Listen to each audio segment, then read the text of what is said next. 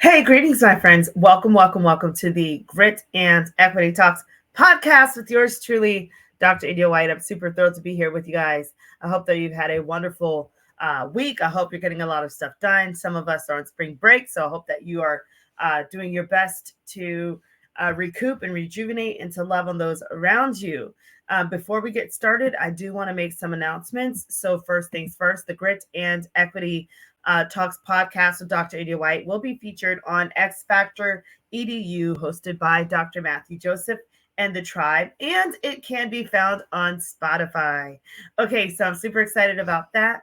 I also wanted to remind you guys to follow me on social media whenever you get a chance. My Facebook is Miss India White, LinkedIn is The India White, Twitter is Indie Speak and Teach, Instagram is Indie238. YouTube is India White 123, and TikTok is Dr. India White. Now, if you're watching the show or this podcast you're listening, usually we're going to talk about closing the achievement gap. So if you are trying to close the achievement gap, but you're having classroom management issues, or if your students just aren't motivated to do the work, then this is the perfect podcast. The Grit and Equity podcast is the perfect podcast for you. So thank you so much for joining me. I also wanted to remind you guys of some upcoming events.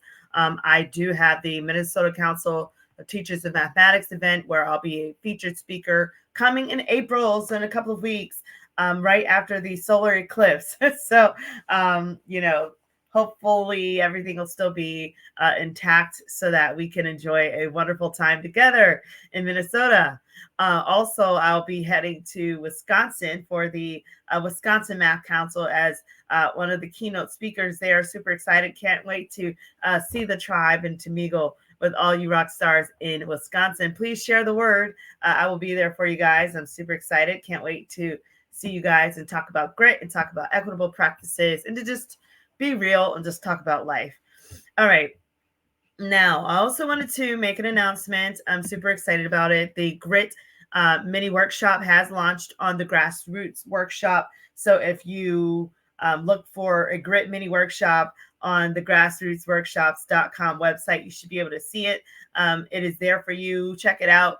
Share it with your teachers, share it with principals, share it with district leaders, and see if maybe it's something that your district leaders or you're in a couple of teachers or whatnot could get together and talk about how to harness grit to help students thrive, because that is a bunch of TLC from me to you about grit. It's the research behind it, and it's also some practical ways that you can really harness grit and help students to harness grit so that they can thrive in the math classroom. So I hope that you guys are able to take advantage of those opportunities that I have listed for you.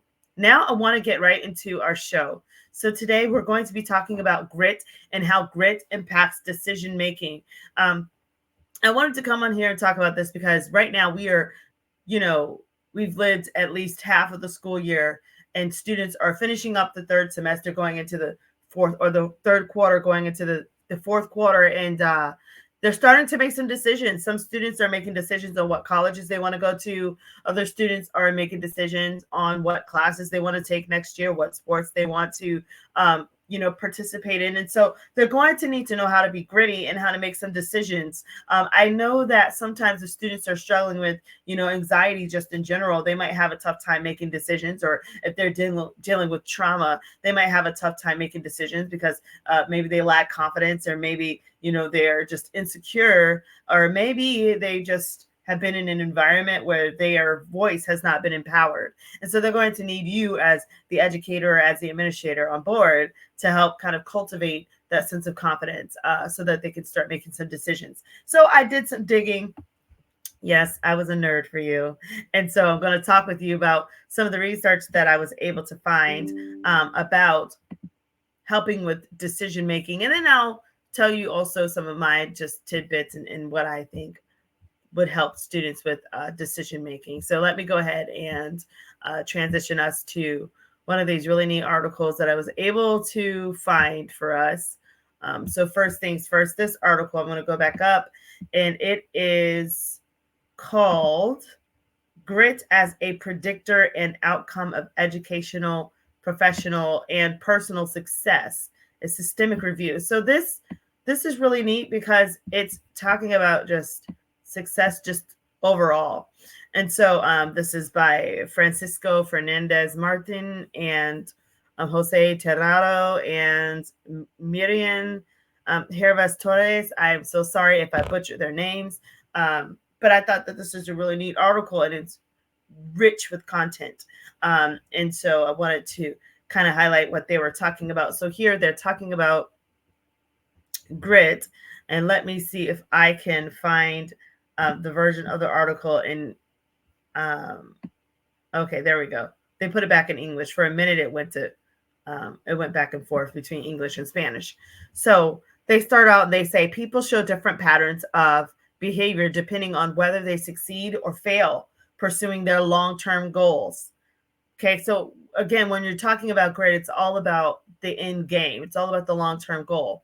And so it says, whereas some people are steadfast in their pursuit of such goals, sometimes over the years or decades, other people abandon pursuit in the face of significant challenges to the attainment of such goals. So research findings have spurred the evidence of the so-called non-cognitive abilities as predictors of individual performance and productivity in different domains. Of course, we've got Dr. Duckworth, we've got Yeager.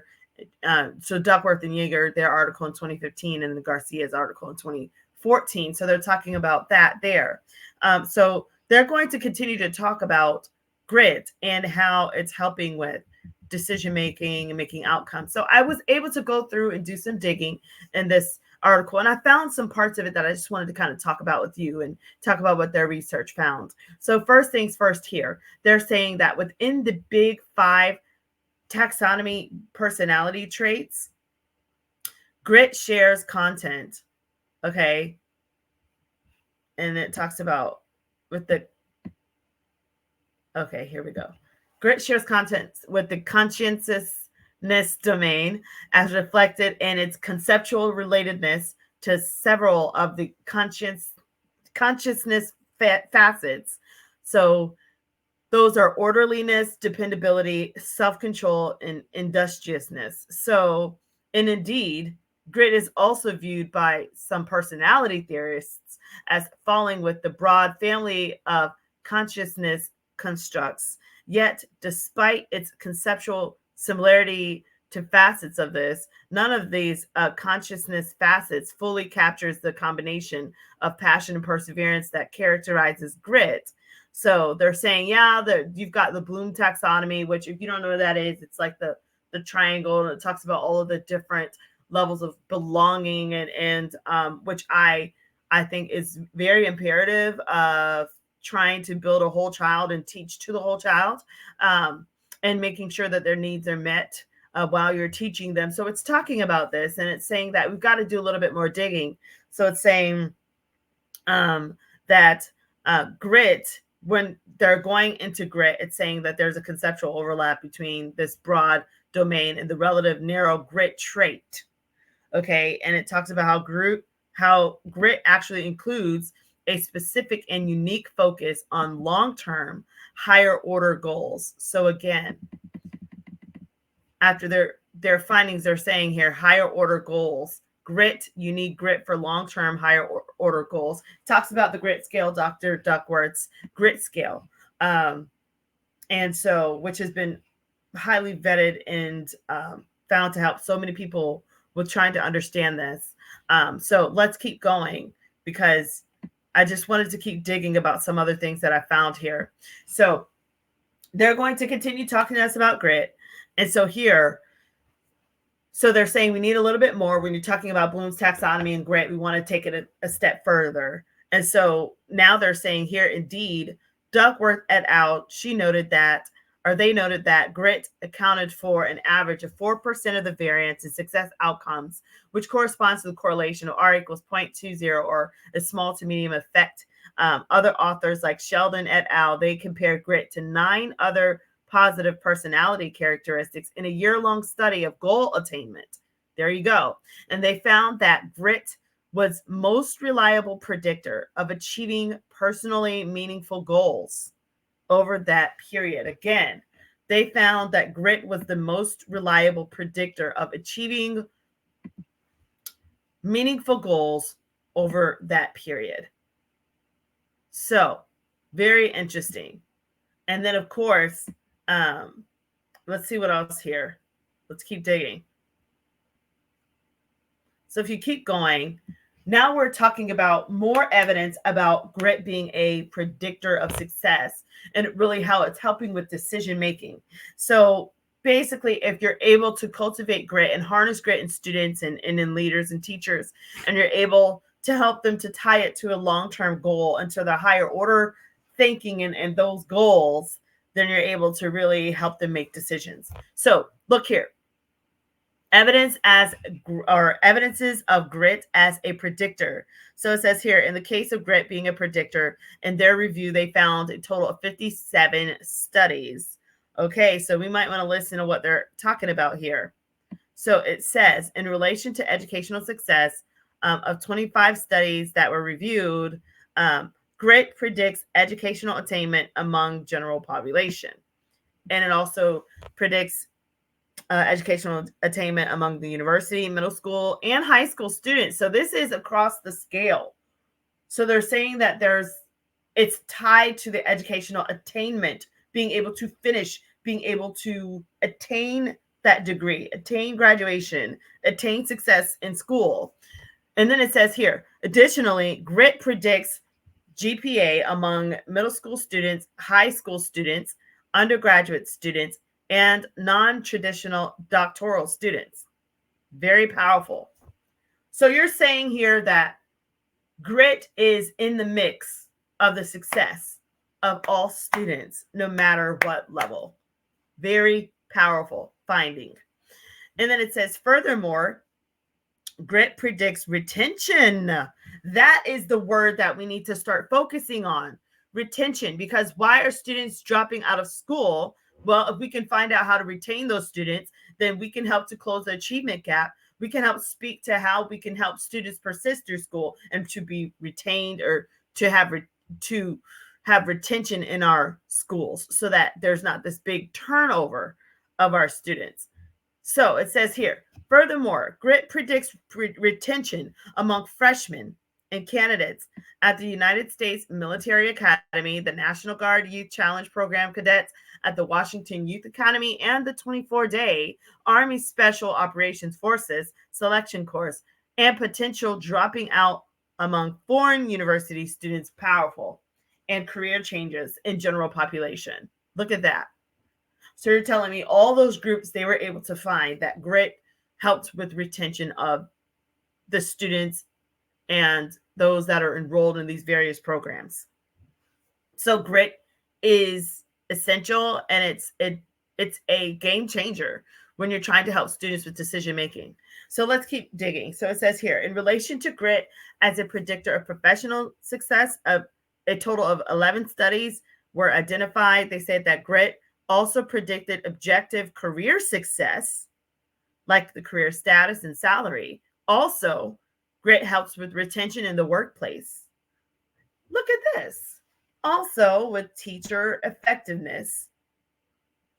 Isn't that something? Teaching effectiveness. And then also with job satisfaction. It says not subjective career success. So that's very interesting. But it did find that grit was tied to teaching effectiveness. So teachers out there, I tell you, it does work. And it makes me think of Derek, who I met in LA, and he talked about how the grit workbook and the grit framework that I was able to present over there was really helping his teachers with grit as well.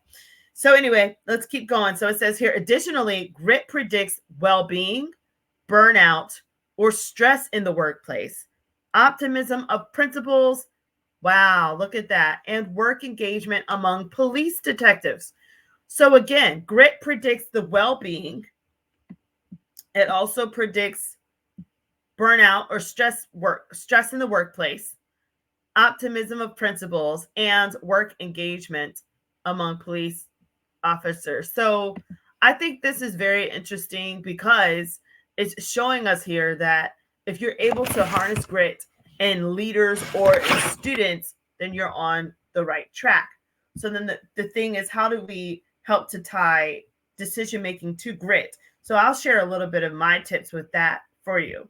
So I said that if you're trying to really help students and even teachers with decision making, but I'm going to focus on students for the sake of teachers here.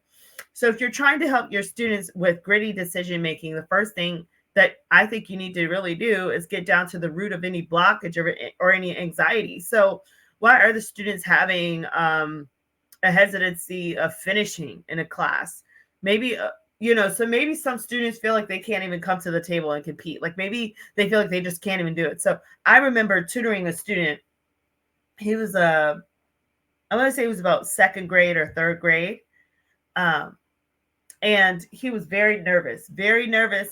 And I remembered asking the young man to pull out his textbook and to pull out any homework. He didn't have much content, regarding teacher notes, which I think, by the way, educators, if you're not providing teacher notes, I would highly recommend you look into seeing how you can provide teacher notes that students can take home with them over the weekend so that they can study, or that it can assist them throughout their, time of submitting homework and understanding the assignment, and not just even over the weekends. I really think that, the more the better.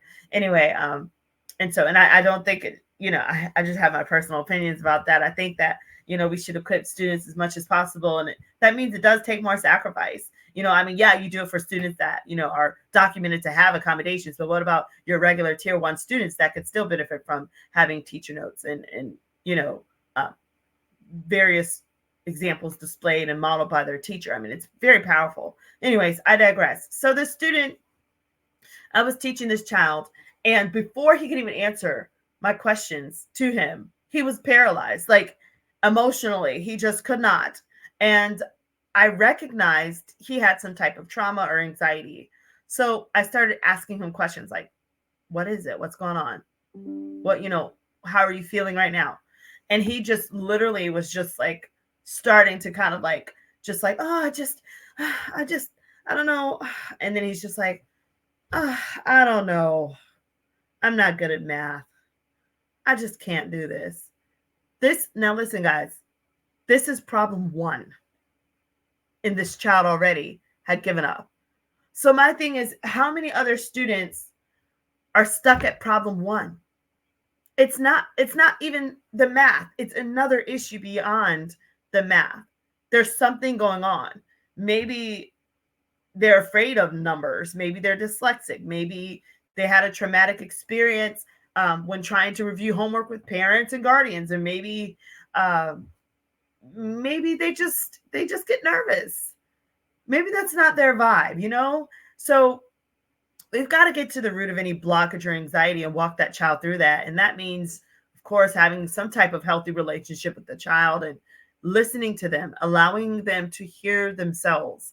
Another thing is, especially if you're tutoring a child or you have them in a safe environment, allowing them to hear themselves read, allowing them to hear themselves talk, because you would be amazed how many students have been muted and silenced. Whether it's like they're following things like, hey, I'm the adult, you don't say nothing, or, and maybe they're just used to that. So maybe they're used to just holding on to their thoughts and everything, and they've just coasted through. So maybe they're going to need you to help with cultivating their student voice so that they can get through any anxieties that would block them from being able to be gritty and to be decision makers in your classroom. Now, the next thing I would recommend is to find a way to motivate them. So find out, what are they interested in? Find out, what are they aspiring to get out of completing the class? Or maybe you could turn it into something fun. Like, maybe there's a Kahoot game. I do have some Kahoot gritty things out there for you guys as well that you could find and you can use in your classrooms. So what can you do to motivate those students to turn it into something fun, something spicy, something that makes them want to try again? I've never seen a student turn down a video game. I've never seen a student turn down a Kahoot game or a Blicket or whatever. I've never seen it. So find out a way to stimulate them. Maybe a class project. I know one thing that worked very well, especially when you're starting a unit, instead of just throwing all the math at them, because sometimes it's very intimidating and they feel like math is like almost like another world, and they're entering into another world just for that hour, right? So one thing I would do is and many of my teammates would do, we would have like construction paper and allow students to decorate it. Maybe they could break it up in all fours and they could define words from the chapter. So they could, maybe one corner was like 10 vocab words. And then they could do another corner, could be a couple of problems, like examples as to how to make those words relevant in a math setting, right? And then the other squares could be either other examples or it could be visuals as to how they can remember the concepts themselves. So it was like a graphic organizer that we would allow students to do on the colorful construction paper. We would allow them to use markers, colored pencils. They could decorate it, they could fold it, they can cut it, they can do whatever. I mean, it was a really good time, but it was really good to start a unit like that as well, because then students, it just took away from the anxiety. So sometimes you can open up a lesson and say, okay, guys, I want to talk to you today about whatever, fractions, irrational numbers, whatever you're talking about, and then throw at them an activity like this. And then you can, maybe put some time to it. Like, okay, let's see for the first square, the first 5 minutes, we're going to spend on the first square, and it could be a competition either against each other, or it could be something where you can say, okay, I'm going to go around, and in 5 minutes, if you're done, you're going to get a smiley face on the top of your paper. Listen, I did this from grades K-12. Smiley faces have never been declined. I don't care how old the student. You can have a 19-year-old senior that would love a smiley face on the corner of their paper. So don't underestimate the power of a smiley face in the corner of the paper. So anyways, let's keep going. So definitely getting down to the root of why there's blockage and walking that student through it, giving that student some ideas as to how to move forward from that. And then, of course, we talked about motivating them just now, and then incentivizing their passions. Do you have a money system, a ticket system? What are you doing to help incentivize that passion? And to let them know, like, it's worth finishing, it's worth persisting through those particular assignments and tasks that you have for them. Do you have a class project? What are you doing to help them with that? And then, of course, reminding students of their goals that they've already set. Like, listen, you told me at the beginning of the year, this is where you wanted to be, or, you told me that you want to, raise your grade or raise your GPA, and you're on the right track. I see you. And I really want to encourage teachers to really continue to be a cheerleader for your students. I'm going to help them. Or, if the students have like a grit. So here's my little grit workbook. If the students have the grit workbook, right? And in this workbook, they do have a commitment that they can fill out, and they can say, I'm dedicating this to myself. I have a statement of commitment. This is what I'm committing to myself. You can remind them of that commitment. Hey, in your commitment, you stated that this is what you were going to do this year. So hold them accountable as you're also helping them with decision making. Okay, so I think that these are some things that you can do. And then, of course, celebrating those students, because students need to be celebrated. I mean, it's just they need more. They need more. There's a lot weighing them down. And I think that they can definitely use the support of their teachers and leaders on campuses to help with decision making and cultivating that grit so that they can continue to persist. All right, so those are my little tips for you when it comes down to helping students to be gritty with decision making. I hope you're able to, utilize those. And I now want to go back to another article where we're going to be talking about more of the concepts of decision making and things like that. But not just that, just talking about more research about having a gritty mindset for decision making. So I found this really cool article by Kaya et al. And it talks about math mindsets and academic grit. How are they related to primary achievement? They start out by talking about Duckworth and Dweck's research. And I want to talk about some of the things that I was able to dig through these articles. Feel free to steal these articles and look through them in your own time as well. So it says research on self-theories in education has gained momentum in recent years. One of the commonly studied self-theory has been mindsets. So they were proposed by Dweck regarding the malleability of individual qualities such as intelligence and personality. Dweck suggests that these non-cognitive variables can drastically change the way an individual learns, handles a learning situation, the degree of effort, persistence they display, and even their level of achievement. And so then they talk also about grit, and they say grit is related to performance and retention. So here we go. Let's get started. So they found here that grit is related to performance and retention in school and even in the workplace.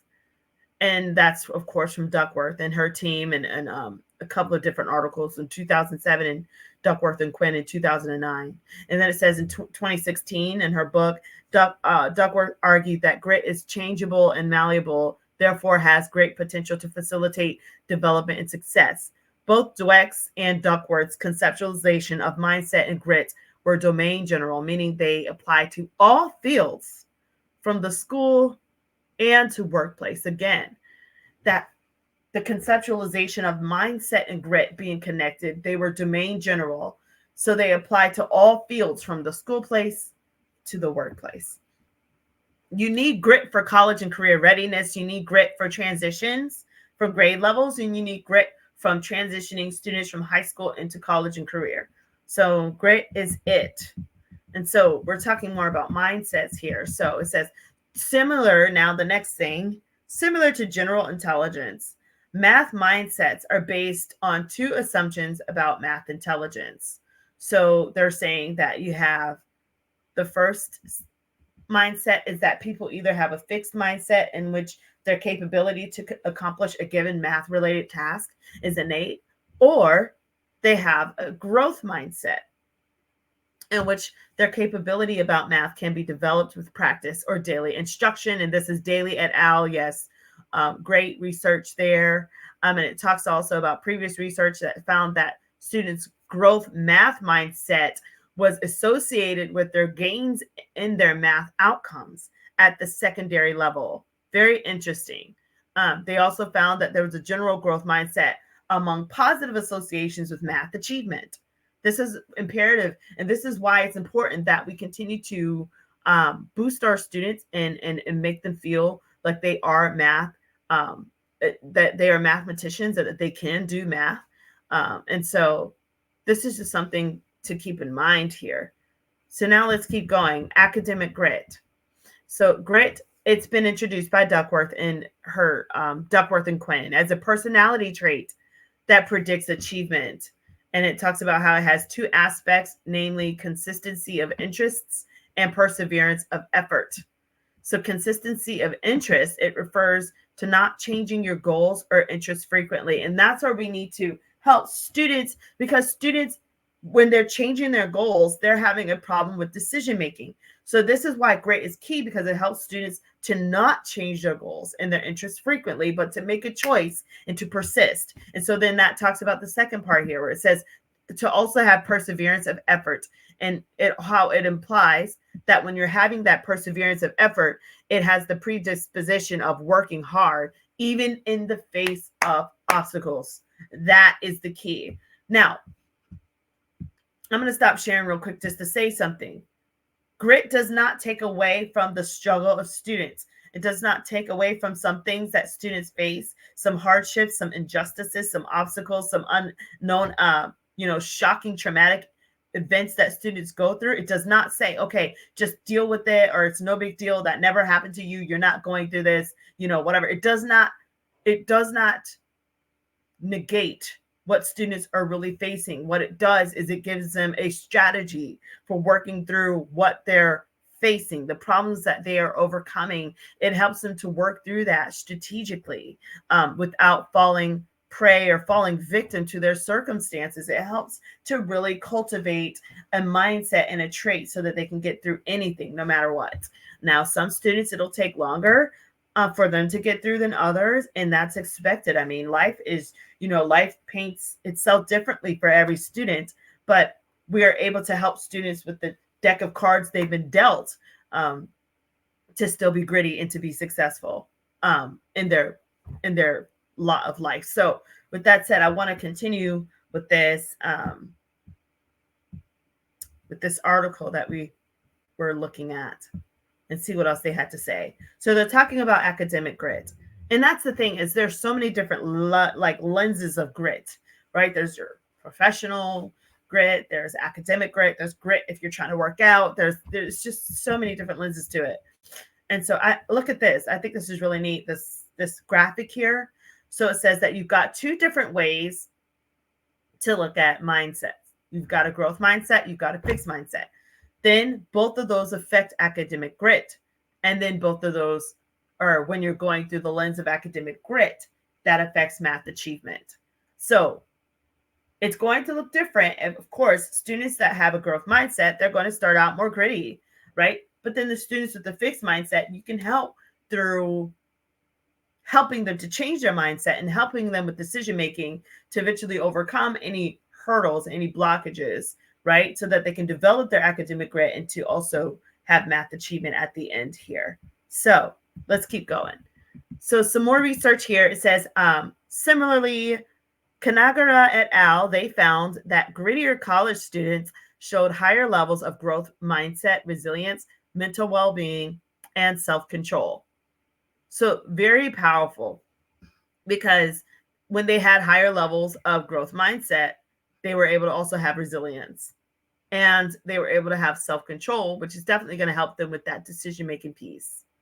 And then it says here, in a primary school sample, okay, grit was significantly related to academic self-efficacy and school satisfaction. So as you can see, grit here is across the scale is doing its thing. It's attributing to the success of so many students. And then, of course, here it says both Dweck and Duckworth, they emphasize the importance of growth mindset to develop grit. In other words, individuals with the growth mindset tend to be grittier. Furthermore, several studies have also found a moderate positive association between growth mindset and general grit. So again, there's a positive association between having growth mindset and general grit. So I'm going to stop there because I can literally keep going forever about this fabulous concept of grit and how to develop grit. And so in general, if you're trying to help students to be more gritty, it's imperative that you get down to anything that, like I said before, would be blocking them, and making sure you're finding ways to motivate them, incentivize their passions, remind them of their goals, and always celebrate them. You're their biggest cheerleader. So don't hold back on that celebration. Give a little bit more love, a little bit more grace, and cheer them on a little bit louder, because they need you. So thank you so much for joining this show today on the Grit and Equity podcast with Dr. India White. Again, you can find this on the X Factor EDU network. It'll be featured on Wednesdays at 7 o'clock Eastern Standard Time with Dr. Matthew Joseph and the Tribe. And it also can be found on Spotify. I also wanted to remind you guys again of my upcoming events in Minnesota, MCTM. I'll be there in April. And also I'm planning to be there in Wisconsin, May 2024 as a keynote. Thank you to all of you. And there are other events that I have not listed that I'll be here and there, and I'll talk about those later. But if you're looking to also get me to come out to some of your events, please don't hesitate to send me an email at india.white.123@gmail.com. I would love to work with you and to get on your schedule to help you with some events.